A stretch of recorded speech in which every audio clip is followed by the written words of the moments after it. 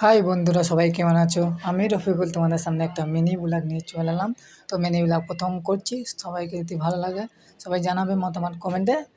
তো তারপর চলে গিয়েছিলাম আখে জুস খাবো বলে একটা দাদার কাছে। তো আমি প্রায় মাঝে ফুঁকে যাই যখনই টাইম পাই, তো ছুটির দিনে বেশিরভাগ যাওয়া যায়।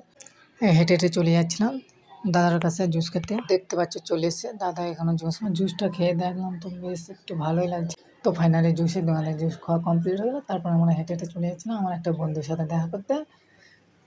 তো যাওয়ার সময় একটা নতুন বিল্ডিং দেখতে পেয়েছিলাম, তো এই বিল্ডিংটা দেখতে খুব সুন্দর লাগছিল। তারপর রাস্তা দিয়ে হেঁটে হেঁটে যাচ্ছিলাম, তখন দেখি আমার বন্ধু আমাকে দেখে ক্যামেরা করছে। তারপরে আমিও ওখানে একটু মজা করলাম। তারপরে দুই বন্ধু মিলে চলে যাচ্ছিলাম এক কাকার কাছে।